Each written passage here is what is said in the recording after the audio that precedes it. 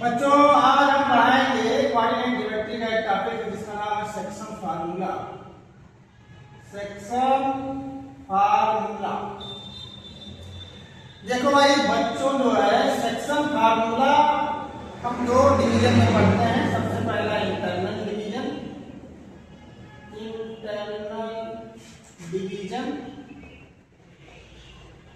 और दूसरा जो पढ़ते हैं वो पढ़ते हैं एक्सटर्नल डिवीजन।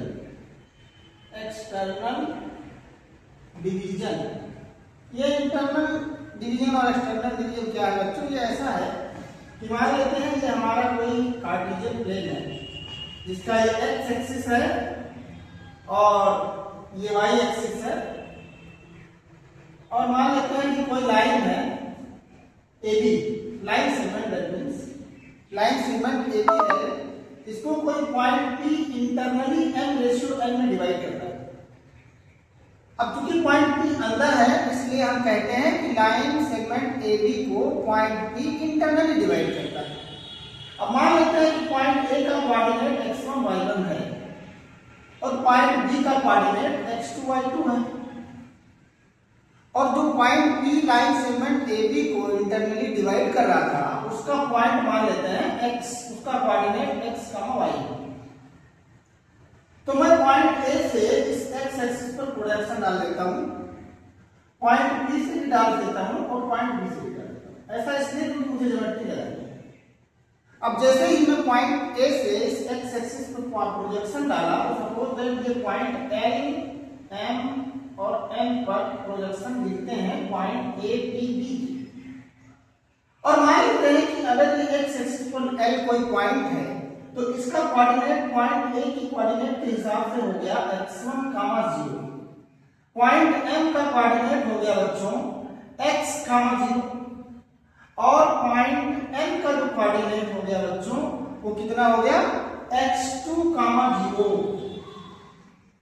अगर ऐसा हो गया तो मुझे बताइए कि ये पॉइंट O है तो LN के बीच की डिस्टेंस कितनी होगी? देखो हमें ये दिखाई दे रहा है कि O से लेकर के और L के बीच की डिस्टेंस x है, हाँ या ना? इसके बाद हमें O से लेकर के और L के बीच की डिस्टेंस कितनी है? तो ये x1 है और ये कितना है? x है।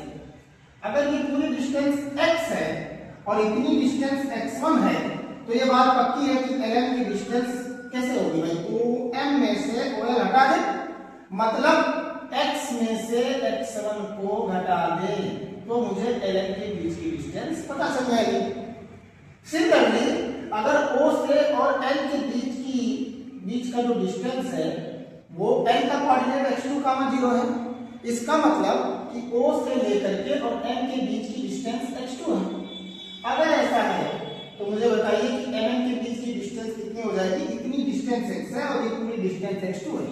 इसका मतलब यह है बच्चों कि x2 में से अगर मैं x निकाल दूं तो मुझे MN पता चल जाएगा, मतलब MN के बीच की डिस्टेंस कितनी हो जाएगी? x2 minus x1, x2 minus x हो जाएगी। सिमिलरली मैं पॉइंट A से इस लाइन PM पर प्रोजेक्शन ड्रॉ करता हूं और पॉइंट P से लाइन DM पर एक प्रोजेक्शन ड्रॉ करता हूं। हम जैसे ही प्रोजेक्शन ये डालेंगे मतलब परपेंडिकुलर डालेंगे, ये बात पक्की है कि ये दोनों ट्रायंगल सिमिलर ट्रायंगल बन जाएंगे। सिमिलर ट्रायंगल कैसे बन जाएंगे ये उस चैप्टर के हिसाब से समझेंगे बाद में। अगर ऐसा है तो मुझे बताइए कि बच्चों P और ये पॉइंट P था और ये पॉइंट सपोज दैट R है और ये पॉइंट S है, तो PS के बीच की डिस्टेंस कितनी होगी? देखो ये पूरी डिस्टेंस M और P के बीच की डिस्टेंस y है, ठीक है ना, और L और M के बीच की डिस्टेंस y1 है। तो मैं अगर आपसे पूछूं कि बताओ बच्चों PR के बीच की डिस्टेंस कितनी होगी, ये वाली डिस्टेंस, तो बच्ची बात है पूरे में से यानी पूरे y में से मैं आधा y1 घटा दूं, यानी अगर मैं y1 घटा दूंगा तो मुझे मिल जाएगा y माइनस y1, ठीक है ना भाई? अगर मैं आपसे कहूं कि B और S के बीच की डिस्टेंस कितनी होगी, तो भाई ये पूरी डिस्टेंस y है और ये पूरी डिस्टेंस y2 है। तो मैं y2 में से y अगर हटा दूं तो मुझे पता चल जाएगा क्या, मुझे b और s के बीच की डिस्टेंस पता चल जाएगी। क्या इतनी बात समझ में आई? अगर इतनी बात समझ में आई बच्चों, तो हम अब इन दोनों ट्रायंगल, दोनों सिमिलर ट्रायंगल में सिमिलरिटी की डिफिनीशन लगा सकते हैं। उसकी डिफिनीशन ये कहती है, डिफिनीशन क्या कहती है बच्चों?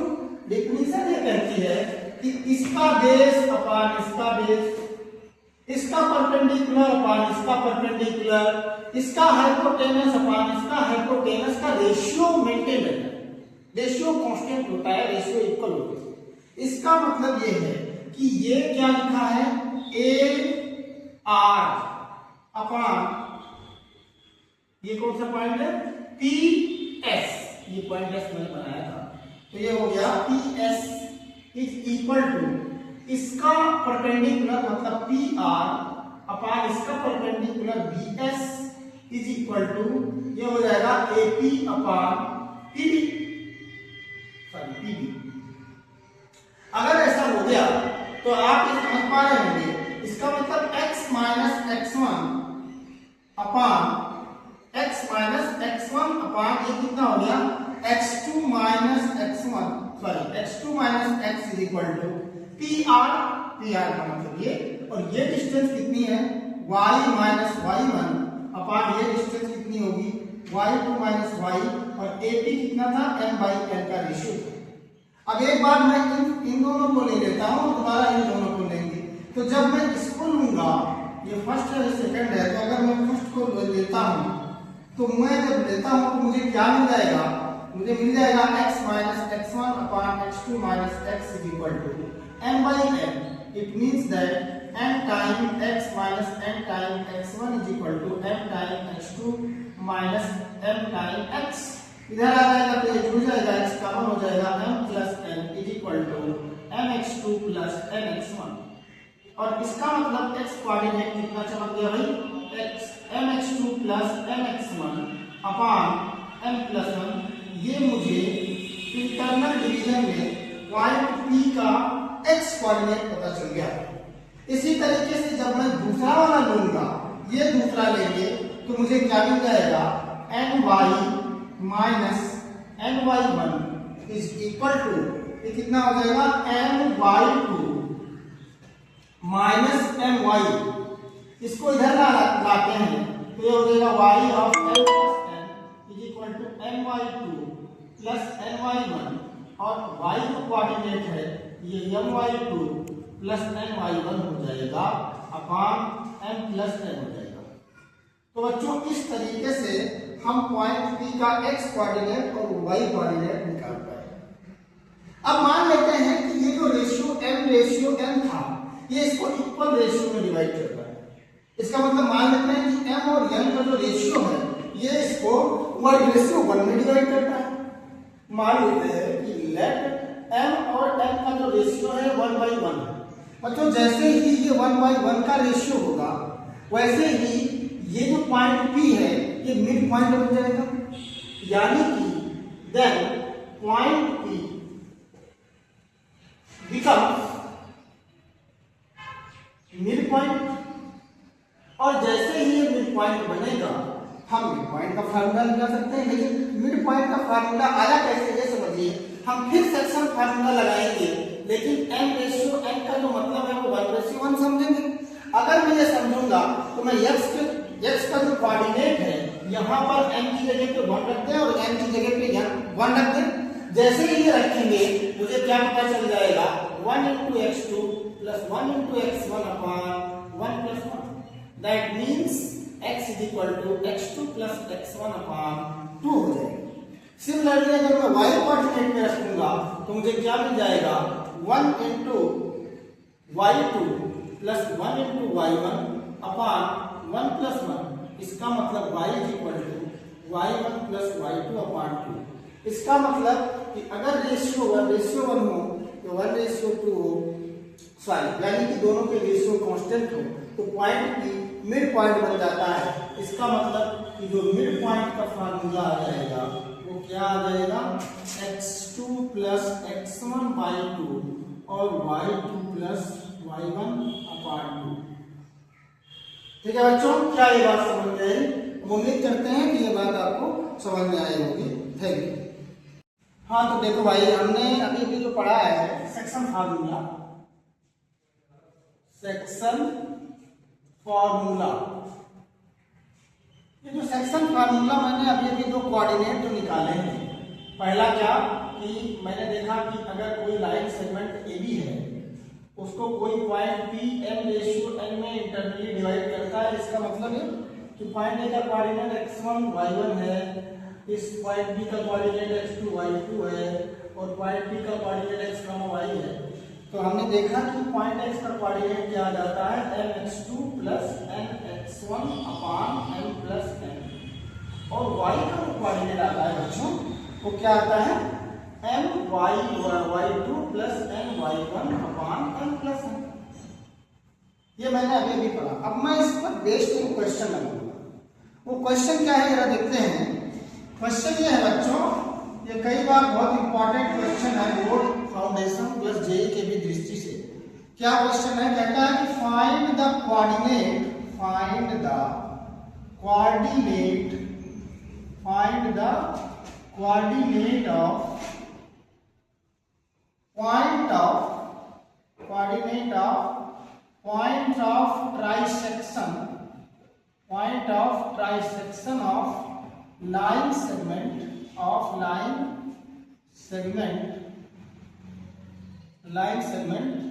joining the points, joining the points a2, -2 and b -7, 4। ये सवाल है बच्चों। अब आप सबसे पहले सवाल को जरा समझते हैं। सवाल कहता क्या है? सवाल ये कहता है कि एक ऐसे पॉइंट का कोऑर्डिनेट मुझे पता करके बताइए जिसको एक लाइन सेगमेंट ए बी, यानी जो पॉइंट्स हैं लाइन सेगमेंट ए बी को 3 इक्वल पार्ट में डिवाइड करना। ट्राइसेक्शन का मतलब होता है 3 इक्वल पार्ट में डिवाइड करना।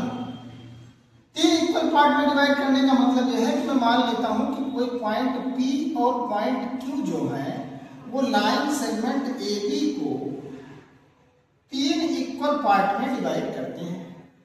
पॉइंट A का कोऑर्डिनेट दिया है, क्या दिया है बच्चों? -2, -2 और B का कोऑर्डिनेट दिया है -7, 4। ठीक है भाई। अब ये पॉइंट P इस line AB, line segment AB को ट्राइसेक्ट करते हैं। इसका मतलब यह है कि 3 इक्वल पार्ट में डिवाइड करते हैं। 3 इक्वल पार्ट में डिवाइड करते हैं तो मैं मान लेता हूं कि इनके जो रेशियो हैं वो 1:1:1 में डिवाइड करते हैं। मान लेते हैं कि ये इनको 1:1:1 में डिवाइड करते हैं।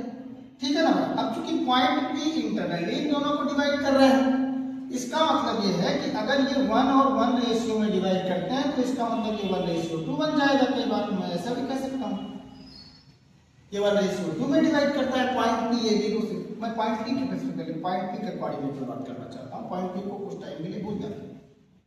तो मैं मान लेता हूं कि पॉइंट P का जो कोऑर्डिनेट है बच्चों वो x, y है। अगर पॉइंट P का कोऑर्डिनेट x, y है और point P internally line segment AB को डिवाइड करता है, इसका मतलब हम यहाँ पे सेक्शन फार्मूला लगा सकते हैं इंटरनल डिवीजन के लिए। तो यहाँ पर हम मानेंगे m = 1 हो गया, n = 2 हो गया और x1 = 2 हो गया, y1 = हो गया कितना भाई -2 हो गया और x2 = -7 हो गया और y2 = 4 हो गया। तो बाइसेक्शन फार्मूला हम क्या कह सकते हैं? बाइसेक्शन फार्मूला हम क्या कह सकते हैं कि इसका जो x कोऑर्डिनेट होगा P का वो क्या हो जाएगा भाई mx1। ठीक है ना भाई। तो ये अगर m है तो mx1 मतलब 1 × -7 प्लस nx2, इसका मतलब 2 × x2 और x1, तो 2 हो जाएगा अपान 1 + 2, इसका मतलब ये हो जाएगा -7 + 2 = 4/3, इसका मतलब ये हो जाएगा -3/3, इसका मतलब ये हो गया -1। और अब y कोऑर्डिनेट की बात करें अगर हम तो कितना हो जाएगा भाई m मतलब 1 इंटू y2, y2 का मतलब 4 प्लस n का मतलब 2 इंटू y1, y1 का मतलब -2 अपॉन 1 प्लस 3, दैट मीन्स 0 दे जाएगा। यानी पॉइंट P का कोऑर्डिनेट क्या आ गया भाई, इसलिए कोऑर्डिनेट ऑफ पॉइंट P कितना हो गया, -1, 0। अब देखिए पॉइंट P को अगर मैं पॉइंट Q को मान लेते हैं कि ये भी 1:1:1 में डिवाइड कर रहा है, मतलब 2:1 में डिवाइड करता है, तो मैं फिर सेक्शन फार्मूला लगा सकता हूँ और मैं फिर पॉइंट Q का कोऑर्डिनेट निकाल सकता हूँ, लेकिन मैं ऐसा नहीं करूंगा। अभी भी मैंने पढ़ा है मिड पॉइंट, हमें पॉइंट P का कोऑर्डिनेट पता चल गया। क्या पता चल गया भाई, -1, 0। अब पॉइंट Q जो है वो PB लाइन को 1:1 में डिवाइड कर रहा है। इसका मतलब कि जो पॉइंट Q है वो लाइन सेगमेंट PB का मिड पॉइंट है। यानी कि मैं लिख सकता हूं कि here point Q be the midpoint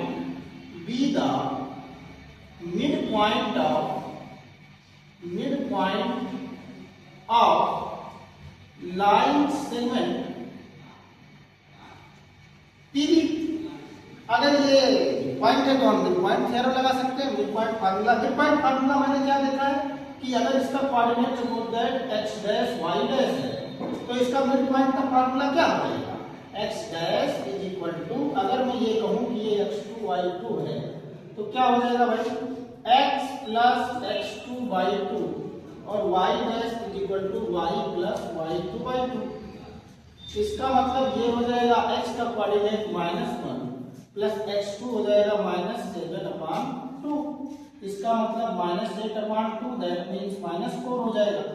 और y का जो कोऑर्डिनेट हो जाएगा वो कितना हो जाएगा भाई, y कितना है बच्चों, 0, तो ये हो जाएगा 0 प्लस y2 कितना है 4 और y2, यानी ये हो जाएगा 4/2, दैट मीन्स 2। तो मेरा पॉइंट Q का जो कोऑर्डिनेट आया, कोऑर्डिनेट ऑफ पॉइंट Q वो कितना आ जाएगा, -4/2। ये मेरा आंसर। बच्चों ये दोनों फार्मूले के यूज से मैंने ये क्वेश्चन सॉल्व किया। आई होप आपको समझ में आया होगा। Thank you.